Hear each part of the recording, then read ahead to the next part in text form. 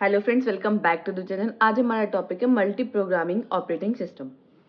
अब multi programming operating system है क्या? अब आप इसके नाम से ही पता लगा सकते हैं। मल्टी प्रोग्रामिंग जिसमें मल्टीपल प्रोग्राम्स हो, प्रोग्राम्स के बारे में मतलब कुछ हो रहा होगा, उसको ये मल्टी प्रोग्रामिंग ऑपरेटिंग सिस्टम कहते हैं। Basically multi programming operating system की हमें ज़रूरत ही क्यों पड़ी? हमने मल्टी प्रोसेसिंग था। मल्टी प्रोग्रामिंग से पहले हमारे क्या था? Uni programming operating system. Uni programming operating system का मतलब भी एक टाइम पे एक ही प्रोग्राम हम एग्जीक्यूट कर पाते थे। लेकिन जब आया हमारे पास मल्टी प्रोग्रामिंग, तो उसने क्या किया? Multi programming operating system is an ability of an operating system. Multi programming operating system क्या है? एक ऑपरेटिंग सिस्टम की एक ऐसी एबिलिटी है जो that execute more than one program using a single processor machine. एक सिंगल प्रोसेसर मशीन को लेकर हम मल्टीपल प्रोग्राम को एग्जीक्यूट कर सकते हैं मल्टी प्रोग्रामिंग में। मल्टी प्रोग्रामिंग क्या है? मल्टी प्रोग्रामिंग एक ऑपरेटिंग सिस्टम की एक ऐसी एबिलिटी है जिसमें वो मल्टीपल प्रोग्राम को एग्जीक्यूट करता है। एक ये नहीं कि एक ही टाइम पे करेगा, ऐसा कुछ नहीं है, वन बाय वन ही करेगा। उसमें क्या होगा? सिंगल प्रोसेसर मशीन पे, एक मशीन पे दी, ठीक है। मोर देन वन टास्क, एक से ज्यादा टास्क और प्रोग्राम और jobs are present inside the main memory at one point at a time. हमारे पास क्या मेन मेमोरी में या तो एक से ज्यादा प्रोग्राम हो सकते हैं, एक से ज्यादा टास्क हो सकता है, या मल्टीपल जॉब्स हो सकती हैं। तो हम क्या करेंगे? एक टाइम पे एक को एग्जीक्यूट करेंगे। ऐसा नहीं है, इसमें मल्टी प्रोग्रामिंग का कोई ऐसा कॉन्सेप्ट नहीं है कि हम एक ही टाइम पे सबको एग्जीक्यूट कर रहे हैं। नहीं, one by one he execute करेंगे। बट इसमें क्या है कि हम बहुत सारे प्रोग्राम को एग्जीक्यूट कर सकते हैं सिंगल प्रोसेसर मशीन पे। बेसिक आइडिया इसका ये है।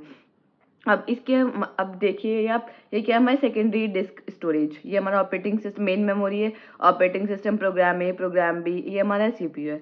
मल्टी प्रोग्रामिंग किस लिए हमें जरूरत पड़ी? अब देखो आप, मल्टी प्रोग्रामिंग यहाँ लिखा हुआ है, multi programming was introduce to overcome the under utilization of CPU and main memory. इसका मतलब क्या है? Under utilization of CPU and main memory. इसका मतलब क्या है कि हम प्रॉपर यूटिलाइजेशन ना ही तो हम मेन मेमोरी का कर पा रहे हैं, ना ही हम प्रॉपर यूटिलाइजेशन हम सीपीयू का कर पा रहे हैं। कभी अगर यूनी प्रोग्रामिंग ऑपरेटिंग सिस्टम में आप देखें तो यूनी प्रोग्रामिंग ऑपरेटिंग सिस्टम में अगर आपको इनपुट आउटपुट कुछ रीड राइट करना है तो आप सेकेंडरी मेमोरी में जाएंगे। अगर आपको सीपीयू से कुछ एग्जीक्यूट करना है कोई भी प्रोग्राम, तब सीपीयू पे जाएंगे। One by one uni programming मतलब एक टाइम पे एक ही आप या तो सीपीयू पे जा सकते हैं या मेन मेमोरी में। तो क्या इसमें प्रॉपर यूटिलाइजेशन नहीं हो रहा? अगर आप मेन मेमोरी में, तो उस टाइम सीपीयू क्या फ्री है। अगर आप वहाँ हैं सेकेंडरी डिस्क स्टोरेज, वहाँ कुछ रीड राइट इनपुट आउटपुट में कुछ कर रहे हैं, इनपुट आउटपुट में बिजी हैं, तो सीपीयू है, अगर सीपीयू में कुछ प्रोग्राम एग्जीक्यूट कर रहा है तो इनपुट आउटपुट इस टाइम फ्री है। तो क्या होता है? Under utilization. ऐसा नहीं है एक टाइम पे अगर आप यहाँ हैं तो ये फ्री रह रहा है, यहाँ है तो ये फ्री रह रहा है। तो इस डिसएडवांटेज को ओवरकम करने के लिए हमारा कॉन्सेप्ट आया मल्टी प्रोग्रामिंग ऑपरेटिंग सिस्टम, जिसका बेसिक कॉन्सेप्ट क्या है? प्रोग्राम ए प्रोग्राम बी। अब प्रोग्राम, बहुत सारे प्रोग्राम्स हैं जो हमें एग्जीक्यूट करने हैं। क्या प्रोग्राम ए को जरूरत पड़ी कि उसको इनपुट आउटपुट कुछ काम करना है, कुछ राइट करना है, तो वो क्या चला गया? सेकेंडरी डिस्क स्टोरेज के पास। इतने में जितना वो वहाँ काम करेगा, इतने में हमने क्या किया? प्रोग्राम बी को सीपीयू के पास भेज दिया कि आप इतना, जितना प्रोग्राम ए कर रहा है सेकेंडरी डिस्क स्टोरेज में कुछ रीड राइट, तो इतना प्रोग्राम बी को हमने कहाँ भेज दिया? सीपीयू के पास, कि आप जो प्रोग्राम है उसका आप एग्जीक्यूट कर दें। जब प्रोग्राम बी को अगर जरूरत पड़ेगी, इसी तरीके से हम वन बाय वन, मतलब एक टाइम पे अगर इसको यहाँ जरूरत है, हमने उसे वहाँ भेज दिया प्रोग्राम बी को सीपीयू के पास। तो यहाँ क्या, दोनों का यूटिलाइजेशन हो रहा है। ऐसा नहीं है कि कोई भी फ्री रह रहा है, हमने कि जिसको जहाँ जरूरत है हमने वहाँ भेज दिया। ऐसा नहीं कि सीपीयू फ्री है या सेकेंडरी डिस्क स्टोरेज वहाँ वो जरूरी है, इनपुट और दोनों बिजी हैं।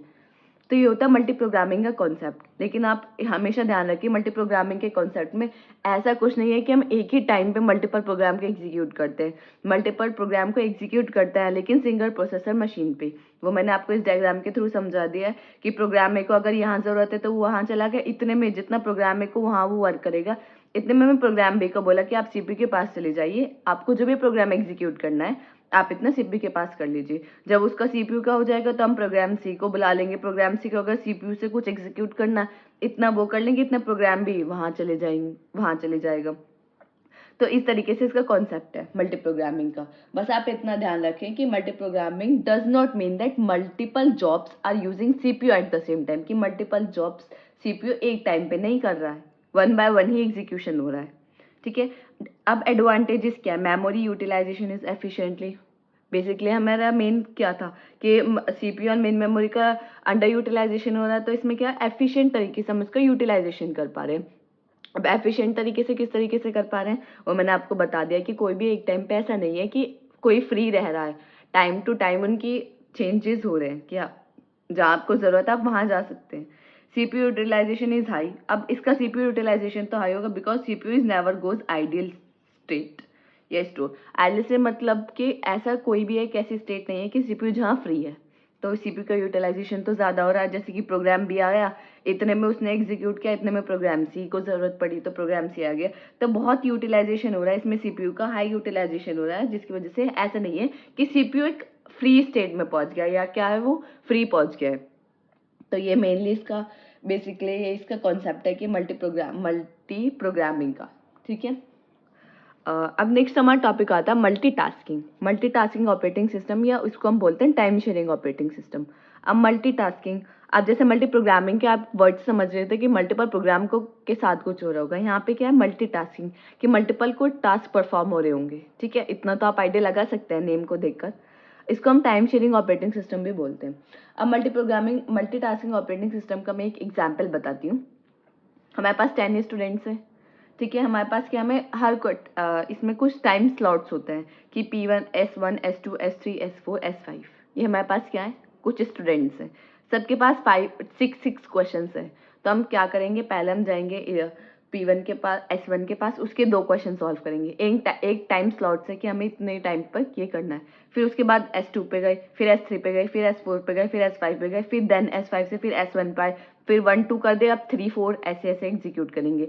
तो इसका क्या रेस्पॉन्स टाइम पे ये बहुत फोकस करता है। इसका मतलब ये है, मल्टी प्रोग्रामिंग में क्या था कि अगर आप ये कर रहे हैं, इसका मतलब आप स्टूडेंट के एग्जाम्पल से ही मल्टी प्रोग्रामिंग को रिलेट करें कि अगर हमारे पास S1 S2 S3 S4 है तो हम क्या कर रहे हैं, पहले इसके 5 क्वेश्चन सारे क्वेश्चन सॉल्व कर रहे हैं, उसके बाद दूसरे स्टूडेंट पर जा रहे हैं, उसके बाद तीसरे स्टूडेंट पर जा रहे हैं। तो जो स्टूडेंट 5 उसका नंबर कितनी देर बाद आ रहा है, बहुत टाइम के बाद आ रहा है। लेकिन मल्टीटास्किंग में क्या ऐसा कुछ नहीं है, हमें एक टाइम स्लॉट से, हमें गिवन टाइम है कि हम इस टाइम पे करेंगे, हमने टाइम दे रखा है कि इसके 2 क्वेश्चन सॉल्व करेंगे, देन इसके 2, देन इसके 2, देन इसके 2, देन इसके 2, फिर रिपीटेडली हम 3 4 ऐसे सॉल्व करेंगे। तो ये इसका बेसिक्स है मल्टीटास्किंग का कि मल्टीपल टास्क हम परफॉर्म करते हैं लेकिन एक टाइम स्लॉट के साथ, टाइम शेयर के साथ। ठीक है, इसका बेसिकली ये जो मेन फोकस रहता है उसका वो टाइम पे रहता है।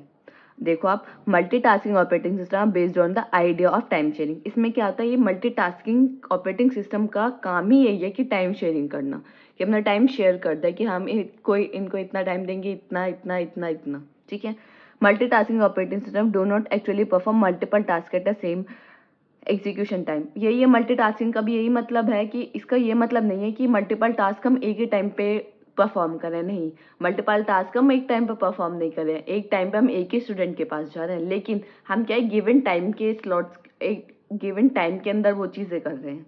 ठीक है, particular CPU can only do one thing at a given moment. जो हमारा सीपीयू है वो एक टाइम पे एक ही चीज़ करेगा। ठीक है, अब ऐसा नहीं है, ऐसे मैंने मल्टी प्रोग्रामिंग में बताया था, ऐसे मैं मल्टी टास्किंग में आपको बार बार बता रही हूँ कि ऐसा कुछ नहीं है कि मल्टीपल टास्क वो एक टाइम पे कर रहा है, ऐसा नहीं है। वो टास्क तो 1 बाय 1 ही कर रहा है, लेकिन क्या है, टाइम शेयर कर रहा है कि इतने टाइम में 2 क्वेश्चन 2 क्वेश्चन 2 क्वेश्चन।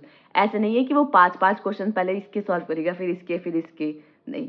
ठीक है, अब इसका ये बेसिक हमारा क्या है, ये इसका डायग्राम है मल्टीटास्किंग का। आप इसके एडवांटेजेस में लिख सकते हैं कि ये रेस्पॉन्स टाइम पे बेसिकली जो इसका फोकस है वो क्या है, रेस्पॉन्स टाइम पे फोकस है कि टाइम थोड़ा कम लगे। ठीक है, अब यह हमारा ऑपरेटिंग सिस्टम है, ये हमारा सीपीयू है, ये मल्टीपल प्रोसेसेस है, वर्ड हो गया, वेब ब्राउजर हो गया, ईमेल हो गया, मल्टीपल प्रोसेसेस ऑपरेटिंग सिस्टम के पास आ रहे हैं, मल्टीपल टास्क हैं ये। अब एक टास्क में हमें टाइम शेयर करना है तो हमने बता दिया कि हम इसके, अगर इसके पास 5 क्वेश्चन है, इसके 5 पास है इसके पास, तो पहले 2 इसके, फिर 2 इसके, फिर 2 इसके, फिर 2 इसके, 2 इसके, 2 इसके, इस तरीके से सॉल्व करेंगे। ठीक है, तो एक हमने टाइम का यूज करके टास्क को परफॉर्म किए, मल्टीपल टास्क हमने परफॉर्म किए। अब आप देखिए 1 बाय 1 ही तो रहा है, लेकिन क्या हो रहा है, मल्टीपल टास्क परफॉर्म कर रहे हैं 1 बाय 1। ठीक है, ये हमारा मल्टीटास्किंग